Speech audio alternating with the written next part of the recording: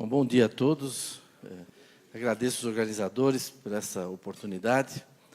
Por me dar também a oportunidade de estar com o Dr. Reinaldo Stefanes, que eu trabalhei no Ministério de forma muito produtiva naquele tempo, não é? E um pouco que eu vou apresentar aqui foram temas que a gente começou a desbravar lá naquela época, né, na Embrapa.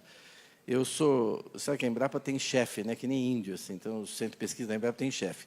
Então, eu sou chefe da Embrapa Territorial, que fica em Campinas, que é esse prédio que vocês estão vendo aí, e que se dedica, não estuda boi, não estuda árvore, não estuda floresta, não estuda semente, nem máquina, a gente estuda o território, o uso e ocupação das terras no Brasil, logística.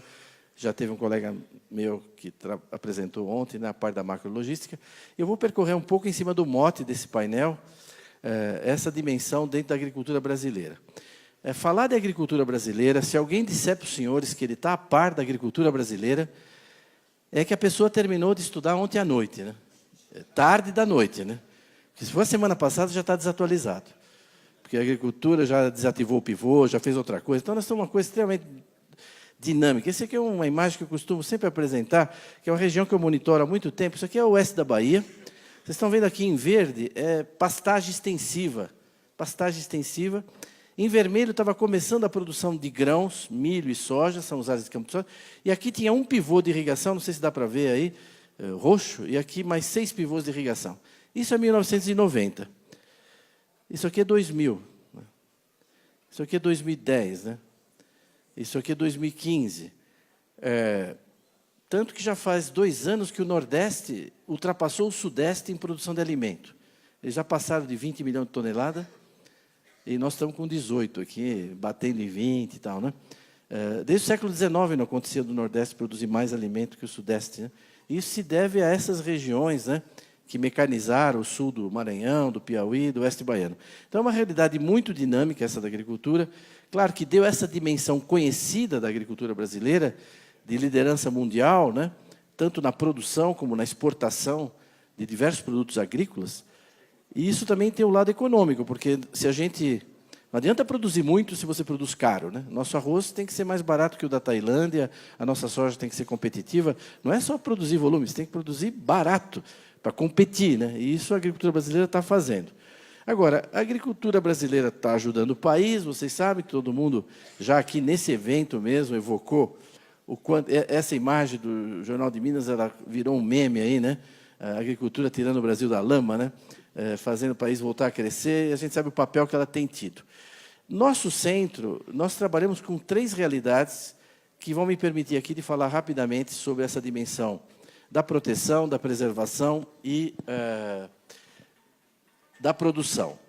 É a questão da atribuição de terra. Deixa eu desligar aqui o meu celular, que eu esqueci de desligar, né? E pronto. Atribuição de terra, ocupação de terra e uso das terras. Agora mesmo estava tendo um debate que tocou em vários aspectos disso. São dimensões parecidas, mas elas não são confundíveis, né? Os agrônomos insistem muito nelas, com razão. Uma coisa é a atribuição de terra, outra coisa é a ocupação, outra coisa é o uso. Eu vou, então, percorrer rapidamente aqui, talvez 5 minutos com cada uma, para a gente dar uma ideia da situação nacional, e é produto dos trabalhos das equipes lá da Embrapa Territorial. A atribuição de terra é o seguinte: o Estado brasileiro atribui terra. Você tem uma fazenda produtiva, tudo, mas ele pode decidir que vai para a reforma agrária. Acabou, vai. Ele faz um decreto e acabou. Você pode reclamar, a TDA, o valor, está desapropriado. E, se quiser ampliar um parque nacional, ele amplia. Então, o Brasil, que era grande, ficou pequeno, né? Porque tem muita terra atribuída no Brasil. Em primeiro lugar, nós temos atualmente 1.871 unidades de conservação no Brasil. Se você perguntar qual é a unidade essa, aquela, lá na Embrapa a gente tem o banco de dados de cada uma, quando foi criada, etc. Isso é no sentido da ONU, né? O lato sensu de unidade de conservação, incluindo APAs, né? Áreas indígenas, terras indígenas, tem exatamente 600 redondinhas agora, 14% do Brasil, a mesma coisa. Você perguntar lá na Embrapa, o que é essa área indígena aqui, nós vamos dizer qual é a etnia, se está homologada, se não está. Então, a gente mantém esse banco de dados. Quando você junta a área de unidade de conservação com índio, dá o que a ONU chama de áreas protegidas. Então, isso é um banco de dados que tem na UNEP, está disponível na UCN, também em Genebra. São as áreas protegidas dos países. Quais são as áreas protegidas da Rússia? São os parques nacionais da Rússia, mais as áreas dos índios deles lá, os Kirguizes, os Lapões, não sei o quê. Quais são as áreas protegidas do Canadá? Os parques nacionais do Canadá, mais os territórios das populações tradicionais, dos índios deles lá, os Inuit, os Esquimós. É assim no mundo inteiro. Então, o Brasil tem sobreposição entre índio e parque. No total, 30% do Brasil é área protegida, cadastrada, mapeada, definida, pronto, consagrada. Isso está fora da produção, né? O Brasil já começa a ficar do tamanho da Argentina quando você tira isso.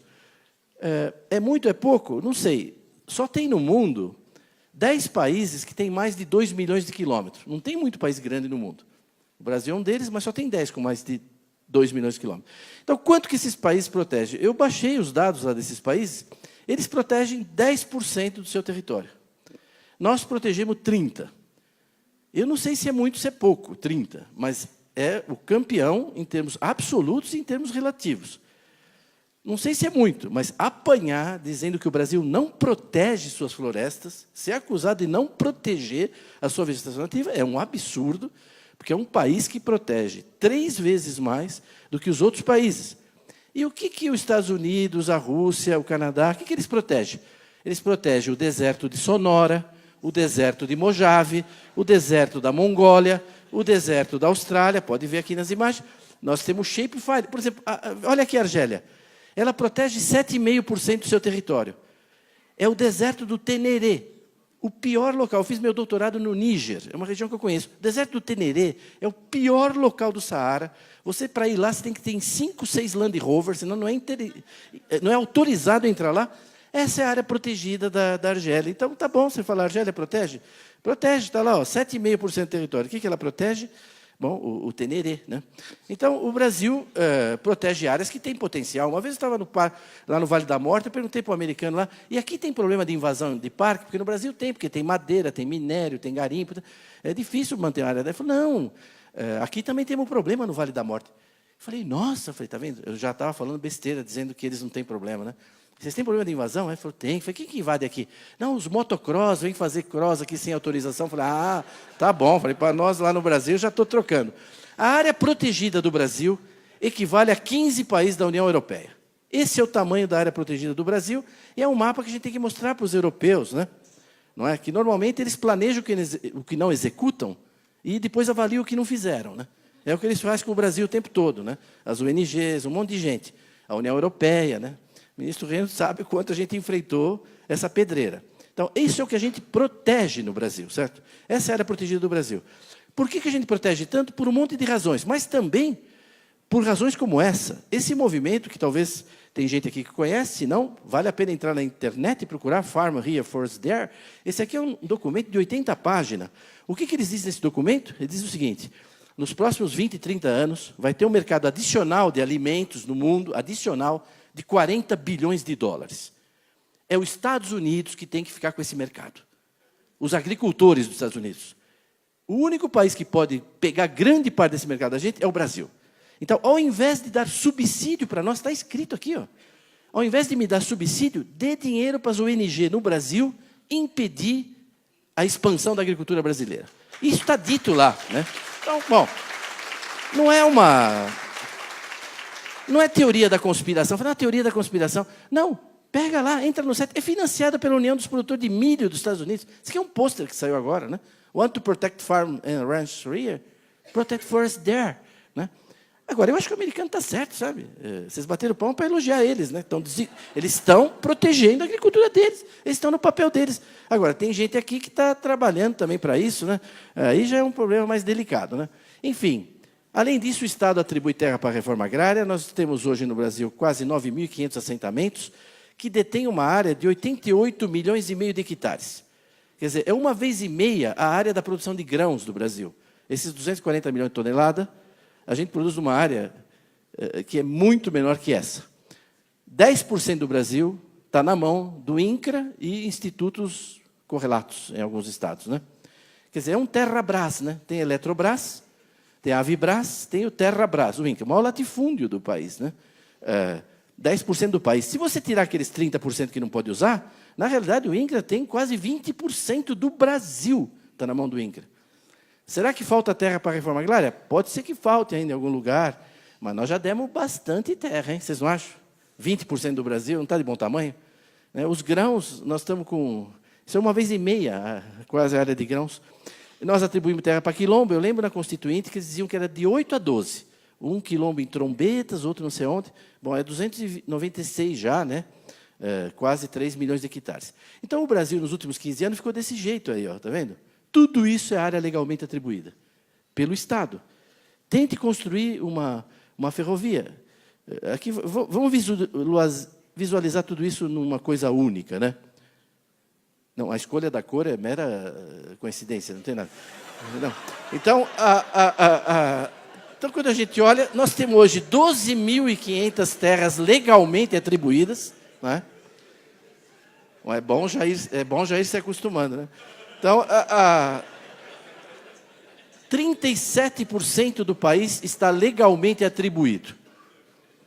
Tente fazer uma rodovia aí. Ah, mas aqui pode fazer agricultura no branco? Pode, vai de helicóptero, planta de helicóptero, sai de helicóptero. Essa é a situação, né? Então, eu não queria gastar mais tempo nisso, que já estou ultrapassando aqui o que eu previ. Essa situação das áreas legalmente atribuídas. Está bom? Não, não está. O pessoal quer mais unidade de conservação, o índio quer mais terra, a reforma agrária quer mais terra, os quilombolas querem mais terra.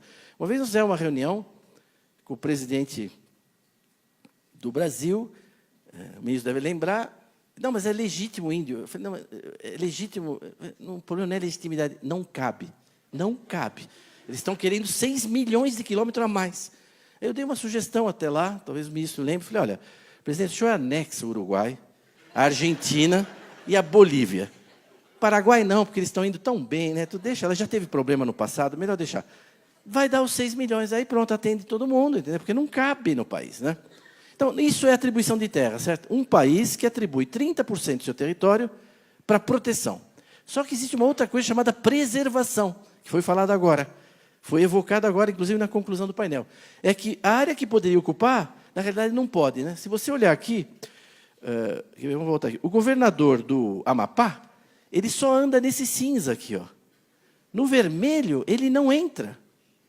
Ele não entra, o governador do Amapá não entra, porque Parque Nacional depende de CMBio, é área indígena, ele precisa de autorização da FUNAI. Então, ele só anda dentro desse cinzinho aqui.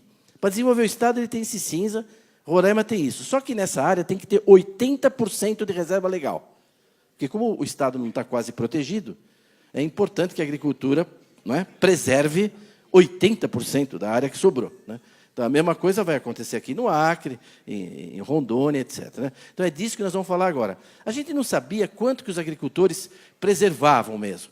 A gente tinha os dados do censo, mas no censo a pessoa chega lá e pergunta, quanto você tem aí? 1.000 hectares. Quanto tem de floresta? 200.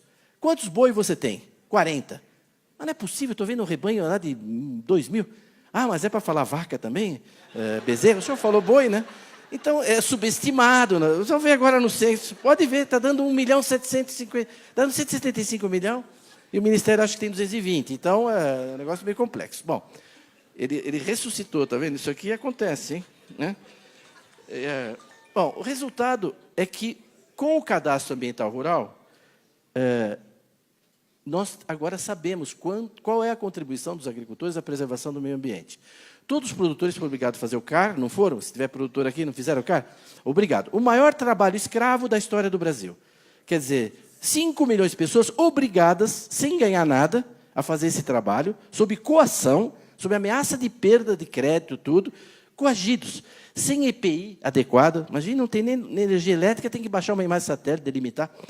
Fez a alegria de um monte de empresa picareta de geoprocessamento que ganhou dinheiro de monte em cima dos agricultores, fazendo um CAR vagabundo, pondo um monte de ônus para os agricultores que não era para pôr.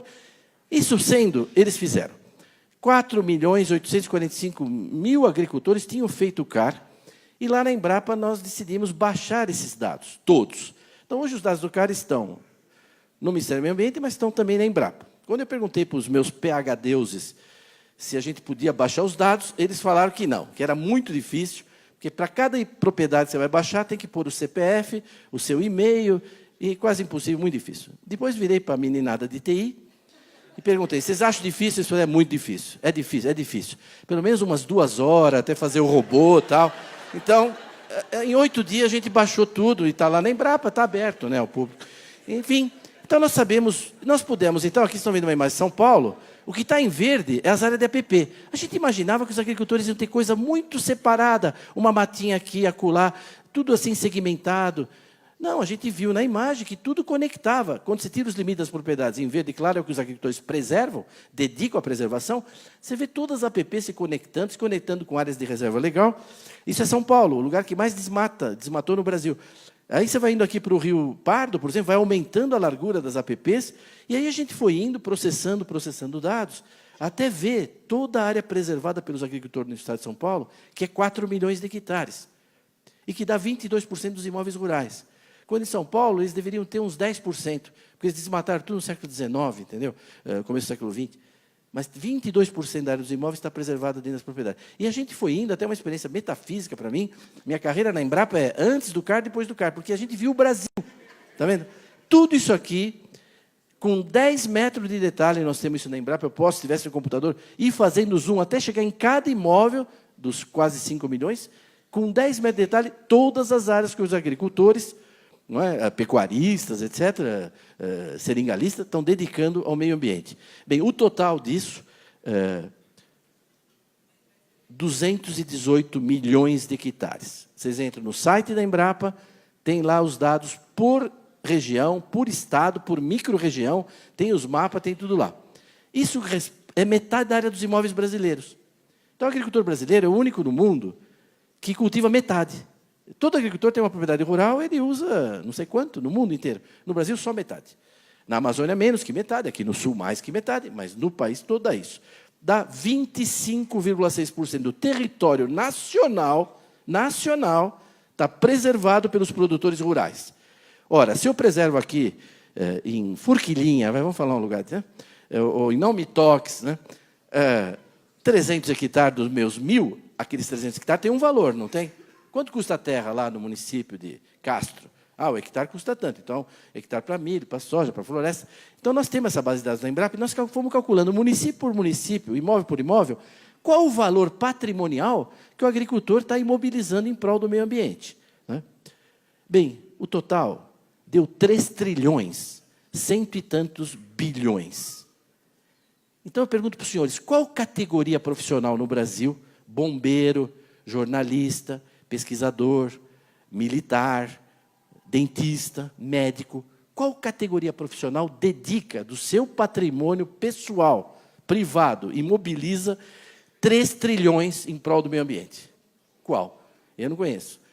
E mais, essa é uma poupança que você é obrigado a pôr 100 mil, não remunera nada, não pode retirar, e ainda tem que pagar todo ano para manter na poupança. Porque se pegar fogo, a culpa é sua. Tem que fazer acero. Se o animal invadir, a culpa é sua, tem que manter cerca. Se vierem roubar madeira à noite, a culpa é sua, tem que pôr vigilância. Nós não terminamos ainda, mas nós estamos calculando o custo de manutenção dessas áreas anuais e achamos que os agricultores estão desembolsando aí por ano e gastando do seu tempo, tudo com isso, quase 20 bilhões de reais. Então, quando você junta a área protegida, está claro? A área protegida, os parques e tal, com a área preservada, dá metade do Brasil. Metade do Brasil, certo? Isso equivale a 28 países da Europa. Então, nós estamos protegendo e preservando uma área igual à União Europeia. Ainda cabe umas 3 Noruegas de sobra aí. Sabe? Só por causa da Noruega andou falando besteira, né? Então, está aí. Agora, além disso, nós temos aqui, se vocês olharem aqui, está vendo esses brancos aqui? Isso aqui é terra devoluta.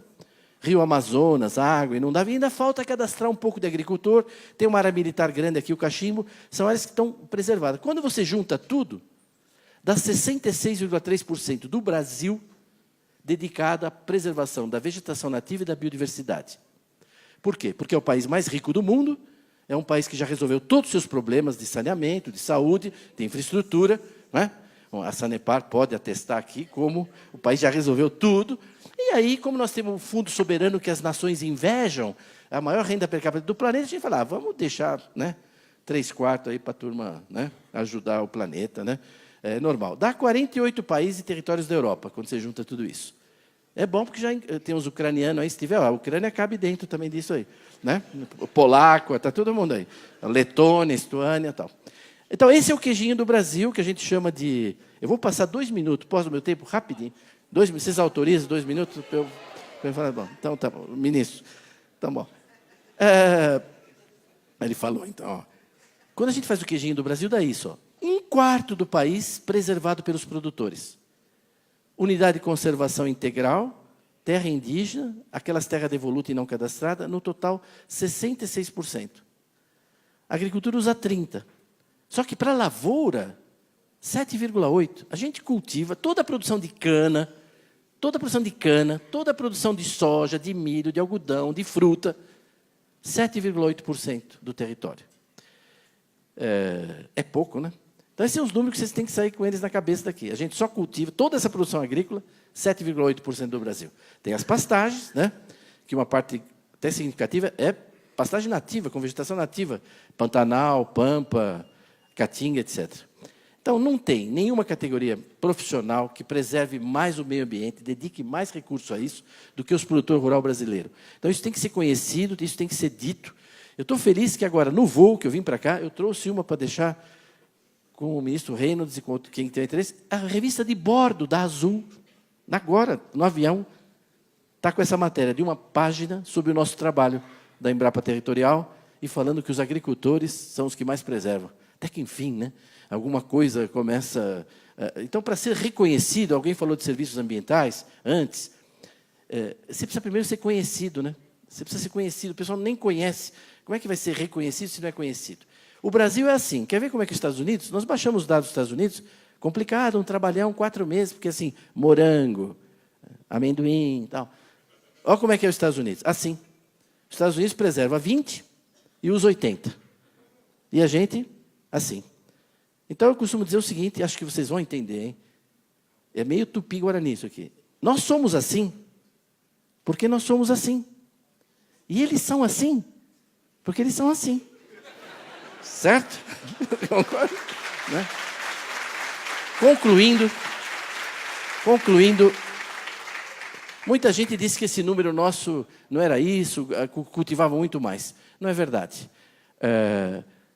A NASA publicou agora em dezembro um estudo das áreas cultivadas do planeta. O planeta inteiro, com 30 metros, ela mediu áreas cultivadas, 3 anos, um trabalho para a FAO. E aí ela deu quanto tem de cultivado na Indonésia, na Grécia, na China, tudo. E deu o Brasil. A gente ficou meio apreensivo. Vamos ver o que a NASA vai falar. Quanto que a NASA deu? 7,6. Aí o ministro Blairo publicou um artigo dizendo a NASA acaba de confirmar os dados da Embrapa, com uma diferença de 0,2%, mas eu acho que a equipe do Dr. Evaristo aqui está certa. Eu vou terminar aqui, então, a gente sabe até onde eles errou, mas está de bom tamanho, deixa lá 7,6, está muito bom. Eu vou pular aqui por causa do tempo e queria ir para o final aqui para mostrar 2 coisas. Primeiro, esse gráfico que mostra essa história de pastagem degradada, não sei o quê. Eu não sei, preciso ser apresentado, porque eu estou com dificuldade de achar elas. Porque o que está acontecendo no Brasil é exatamente o contrário. A gente tinha 220 milhões de hectares de pastagem e foi caindo, nós estamos indo para 160, agora, em 2018. E a gente tinha 140 milhões de rebanho, e agora estamos indo para 220 milhões de cabeça. Então, como é que pode estar degradando pastagem com uma coisa dessa? Não, o que está acontecendo aqui, o que isso mostra, é recuperação de pastagem, ganho de produtividade de pastagem, quer dizer, integração lavoura-pecuária, como foi falado, uma série de coisas está acontecendo. Então, é uma agricultura com muita tecnologia. Vou terminar meu penúltimo slide fazendo uma pergunta para vocês. Qual a diferença entre pensar e refletir? Qual a diferença entre pensar e refletir? Tem muita gente que tem pensamento sobre a produção brasileira, sobre a agricultura. A mídia pensa, a Gisele Bündchen pensa, um monte de gente pensa coisas sobre a nossa agricultura. Eu tenho uma definição que eu acho que refletir é incomodar os pensamentos. Eu participo aqui em Curitiba há mais de 20 anos do Instituto Ciência e Fé, e lá é um lugar que a gente reflete, por exemplo, gente muito qualificada, tal, da universidade, reflete. Então, esses dados são importantes a gente divulgar para fazer as pessoas refletirem. Elas têm pensamentos sobre a produção agropecuária brasileira, sobre a sustentabilidade da agricultura, frequentemente equivocados. Durante esse evento todo, vocês viram várias pessoas com informações relevantes para a agricultura. Eu trouxe aqui o segmento de proteção, preservação, né? Vocês viram o uso da terra. Esse material que eu apresentei, você encontra num livro meu, que aqui no Paraná tem andado bem, 50 Tons de Verde, né? Era o nome. É que o editor cortou os 50 na última hora. Fiquei, verdade? Mas como você vai tirar o negócio? Não, então... Ele existe em inglês também, né? Shades of Green. Vocês encontram essas informações lá. É verdade, existe em inglês, em português. Já esgotou. 7.500 vai ser a segunda edição aqui. Até a FAEP daqui vai participar conosco. Aqui tem meu e-mail. Eu agradeço a atenção e sempre respondo e-mail curto, né? Não me peça, envia tudo que você tem sobre agricultura na Amazônia. Aí não, mas assim, muito obrigado.